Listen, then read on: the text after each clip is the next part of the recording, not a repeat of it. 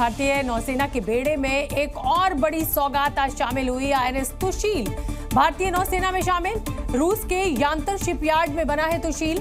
कार्यक्रम में रक्षा मंत्री राजनाथ सिंह ने हिस्सा लिया। INS तुशील का वजन 3850 टन है और इसकी लंबाई 409.5 फीट, बीम 49.10 फीट है।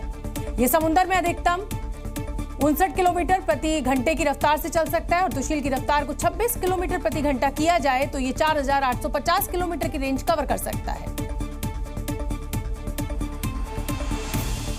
बिहार के आरजेडी विधायक सऊद असरार ने महिला अधिकारी पर अभद्र टिप्पणी की है, जिसके बाद बिहार की सियासत तल्ख हो गई। एनडीए नेताओं ने आरजेडी पर निशाना साधा।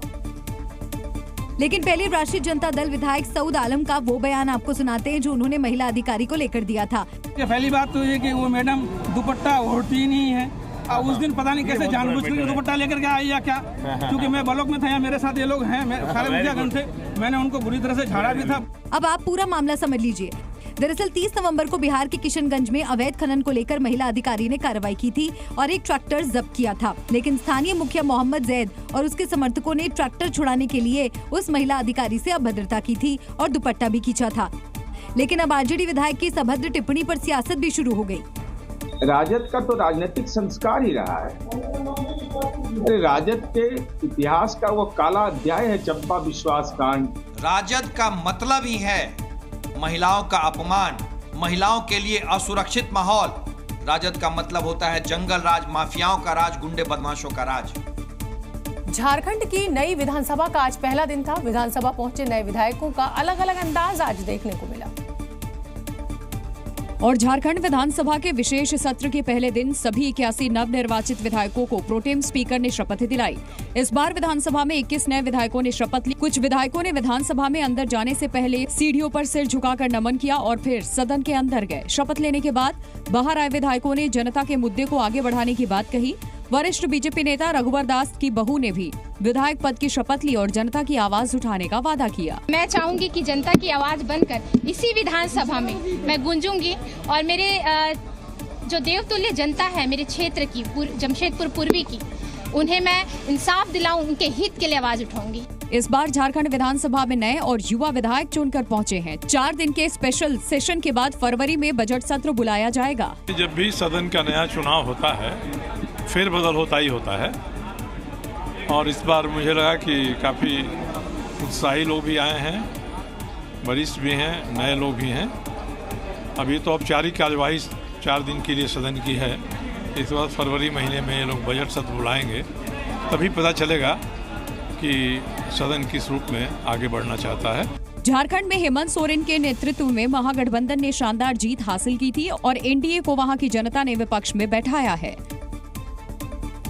एक तरफ अपनी मांगों को लेकर जहां पंजाब के किसान चंबू बॉर्डर पर डेरा जमाए बैठे हुए हैं, तो वहीं किसानों के मुद्दे पर सियासत भी अब जोर पकड़ती जा रही है और इस पर अब जमकर बयानबाजी भी सामने आ रही है। इस बीच दिल्ली कूच को लेकर किसानों ने भी अपनी नई रणनीति पर काम शुरू कर दिया। किसानों ने साफ कहा कि जब तक उनकी मांगें पूरी नहीं होती वो पीछे नहीं हटने वाले। सब बयान दे रहे हैं इस तरह से आपके पास दिल्ली की मंजूरी नहीं है, प्रशासन बोल रहा है हरियाणा में आप आएंगे तो लॉ एंड ऑर्डर का मसला हो जाएगा, बड़ी बड़ी बातें। भारत के जो केंद्रीय मंत्री है उनके बयानों पर कोई भी इतबार किया नहीं जा सकता, अपने आप में कंफ्यूज है। कांग्रेस ने भी किसानों की मांगों का समर्थन किया और केंद्र सरकार पर किसानों को बेइज्जत करने का आरोप लगाया। सत्ता में आने के बाद आज उनसे आप वार्ता करने से मना करते हैं, लाठीचार्ज कर रहे हैं, टीयर गैस फेंक रहे हैं। मुझे लगता है कि इस प्रकार का जो बर्बरतापूर्ण बिहेवियर है सरकार का और लोगों को, किसानों को टारगेट कर ना सिर्फ उनकी सुनवाई नहीं हो रही है, उनको बेइज्जत किया जा रहा है। तो वहीं बीजेपी ने इशारों में कांग्रेस पर किसानों को भड़काने का आरोप लगाया। तो किसानों के लिए जितना नरेंद्र मोदी जी ने किया है भारत के इतिहास में आज तक किसी ने नहीं किया है। एमएसपी आप देख लीजिएगा, पिछले 10 साल में लगभग दुगनी हो गई है और किसान की लागत का 1.5 गुना जो है एमएसपी है।